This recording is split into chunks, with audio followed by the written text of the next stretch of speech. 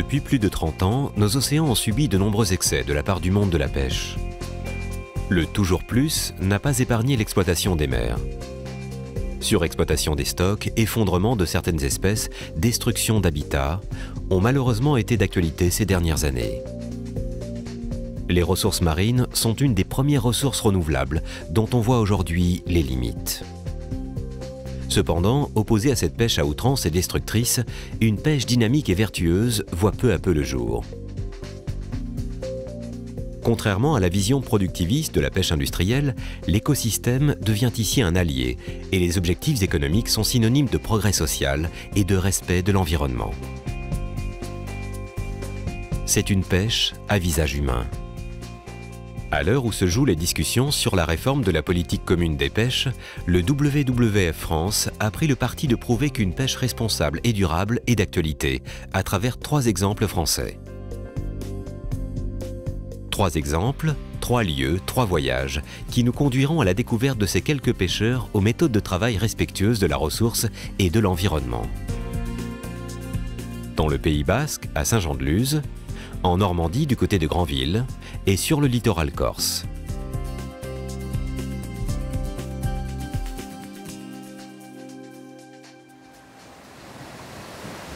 La Corse, cette île de beauté où les montagnes plongent dans la Méditerranée aux richesses marines insoupçonnées, est connue pour sa volonté de conserver sa culture aux valeurs traditionnelles fortes. La pêche artisanale pratiquée depuis des siècles rassemble aujourd'hui environ 200 pêcheurs sur près de 1000 km de côte. Une espèce symbolise cette pêche et sa valeur culinaire, la langouste. Depuis plusieurs années, une diminution critique du stock se fait sentir.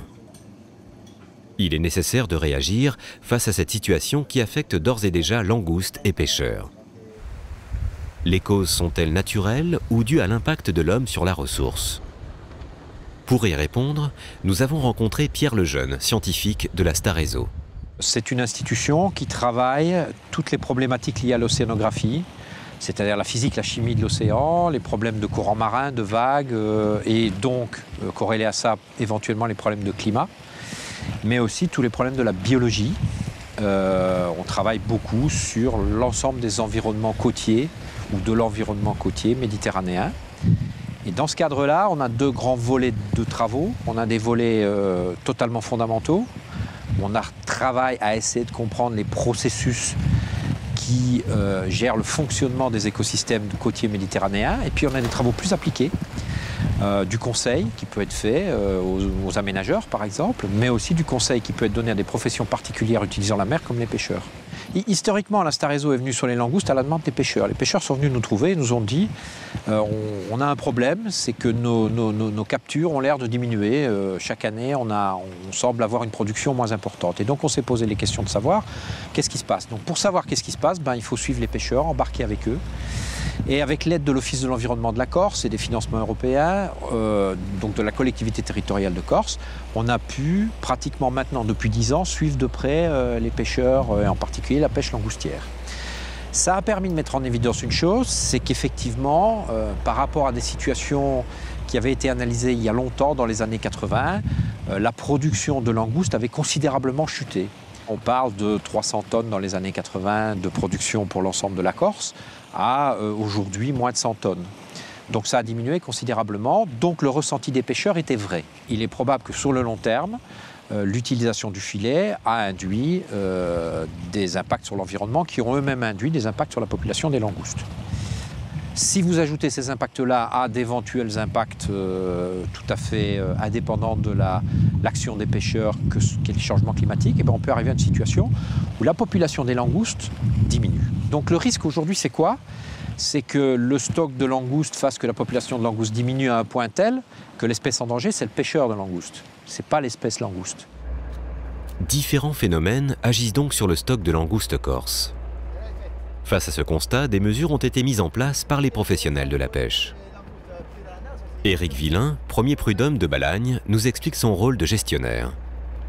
Nous sommes en fait les correspondants ou lorsqu'il y a des règlements, des arrêtés, nous recevons ces documents et ensuite nous faisons passer le message aux pêcheurs en disant voilà par exemple il y a un arrêté qui est tombé pour une période de pêche qui doit être réduite ou prolongée. C'est en fait ça, si tu veux, on est un relais entre l'administration et les pêcheurs pour leur dire un petit peu comment on fonctionne. Il y a, je pense aussi de la part de la nouvelle génération un effort et une compréhension qui est faite en sachant que si aujourd'hui on ne devient pas de bons gestionnaires, demain les choses vont être de plus en plus difficiles parce qu'elles le sont déjà. Voilà, donc il y a vraiment quelque chose il y a une prise de conscience de la nouvelle génération, quelquefois de l'ancienne, pas assez malheureusement, et ce qui permet de fermer par exemple avec 15 jours d'anticipation par rapport à la date officielle de la pêche à la langouste, comme on l'a fait depuis 4 ans, c'est-à-dire que normalement la langouste ouvrait le 1er mars, bon, ben, nous on démarrait que le 15. Alors les mesures de gestion sur la langouste, ben, ça a été déjà cet effort, si tu veux, par rapport aux dates d'ouverture et de fermeture. Ensuite, les cantonnements et les réserves, elles existent depuis beaucoup plus longtemps. Je pense que les premiers cantonnements ont été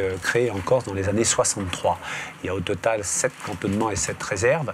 C'est le mode de petite pêche que nous avons, qui est une petite pêche artisanale qui doit être durable, parce qu'à mon avis, si elle est bien gérée, c'est un mode de pêche qui doit quelque part être encore pérenne, j'espère, pour plusieurs dizaines d'années.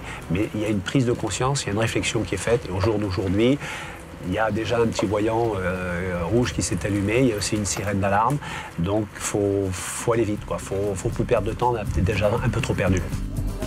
Une bonne gestion de la ressource ne pourra se faire que par une pêche artisanale responsable.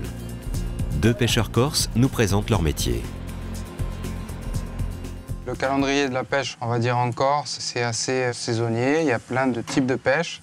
Mais moi, je fais essentiellement la pêche aux palangres et à la nasse. Pour ce qui est des nasses, c'est 6 mois de l'année, puisque l'espèce visée, c'est la langouste. Donc du 1er mars à septembre. On peut pêcher aussi des araignées, des homards et quelques poissons.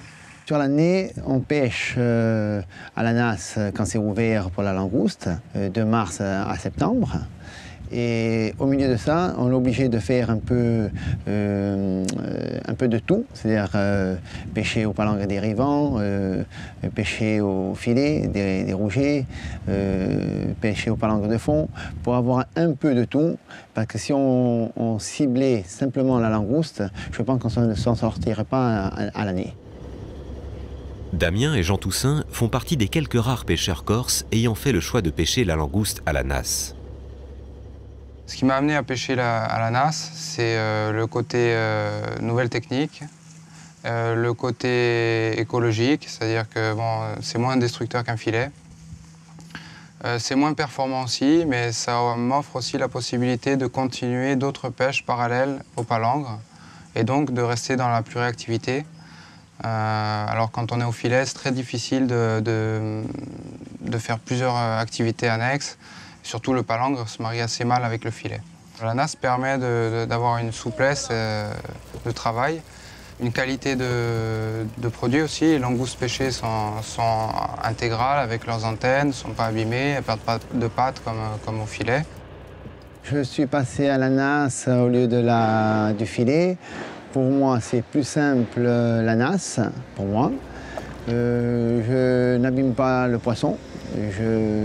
Au départ, avec les filets, j'avais beaucoup de pertes de poissons. Je jetais beaucoup. Donc, je suis passé à la nasse, parce qu'on ne jette plus rien, à part 1 ou 2 langoustes mangées de temps en temps par le poulpe. Mais pour moi, c'est moins fatigant et ça pêche autant que les filets que je mettais avant. La technique de la nasse, les appâts sont très importants. Le côté attractif, puisque bon, là, il faut faire venir les crustacés à la nasse.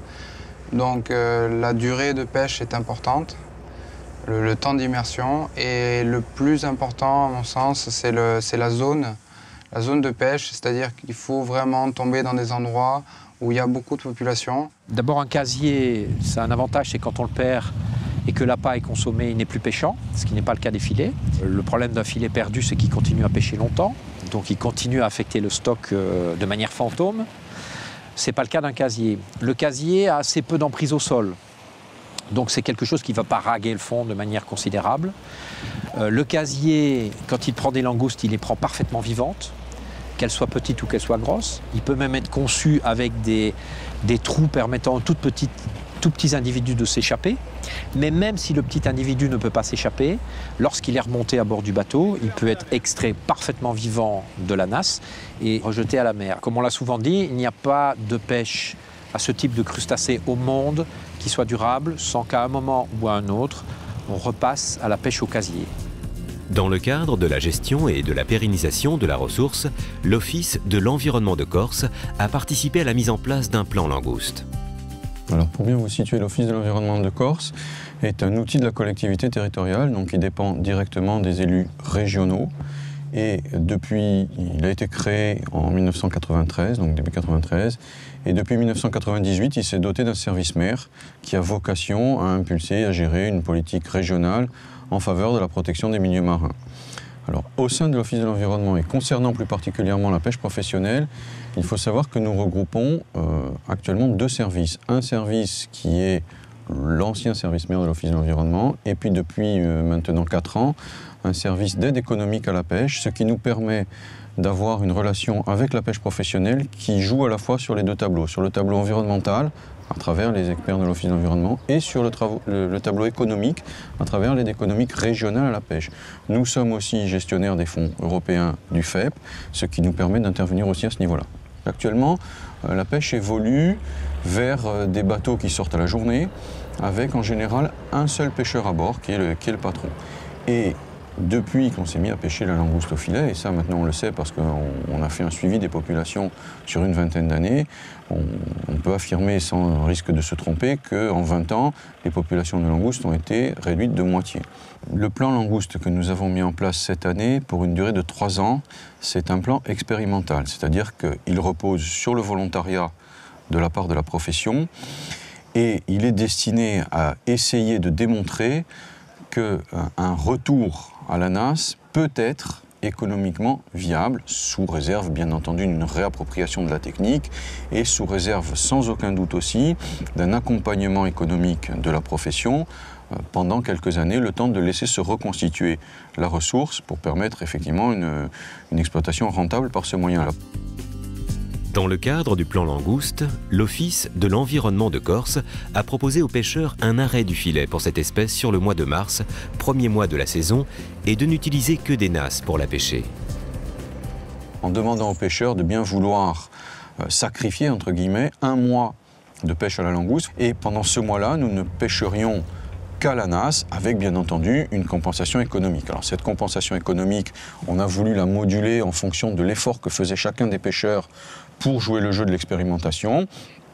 On leur a proposé d'utiliser 20 nasses par embarcation sur une durée de 20 jours en échange d'une aide économique de l'ordre de 4 000 € par mois, ce qui, en début de saison en tout cas, leur permet d'avoir une rentabilité intéressante par rapport à ce qu'ils auraient pu pêcher. Alors bien entendu, on a parlé depuis tout à l'heure essentiellement de langoustes. Il faut préciser que c'est, en ce qui concerne les apports économiques à la profession, une espèce qui représente entre 50 et 70% des revenus de la profession, ce qui est énorme pour une seule espèce. Il est clair que pratiquement tous les pêcheurs de Corse s'intéressent à l'espèce, plus ou moins spécifiquement, et qu'elle manifeste des signes de surpêche. Donc on souhaiterait réorienter une partie de la profession vers d'autres techniques de pêche d'une part, mais aussi éventuellement vers d'autres activités, que ce soit des activités halieutiques, c'est-à-dire recherche d'autres ressources, pourquoi pas du pélagique, pourquoi pas de la pêche profonde, mais aussi également d'autres activités qu'on pourrait qualifié de para-halieutique, avec par exemple un développement en été particulièrement de ce qu'on appelle la pescatourisme, qui permettrait aux pêcheurs d'embarquer à son bord des touristes, des gens qui seraient intéressés par la découverte d'une activité traditionnelle en Méditerranée, en contrepartie de quoi, j'allais dire, cet apport économique supplémentaire pour le pêcheur lui permettrait de soulager un petit peu son effort sur la ressource. Gestion de la ressource, évolution des techniques de pêche, diversification. Comment les pêcheurs corses valorisent-ils ensuite leurs produits? Un moyen de commercialisation pour moi, c'est j'ai choisi de faire une poissonnerie pour valoriser toute ma pêche, y compris les langoustes. Bon, j'ai commencé la langouste en 90.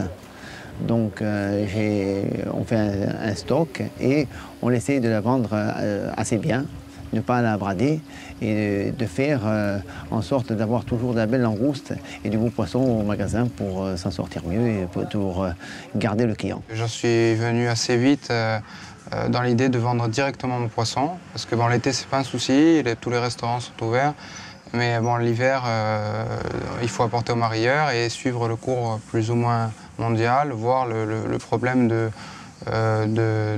non-vente même que rencontrent les marieurs.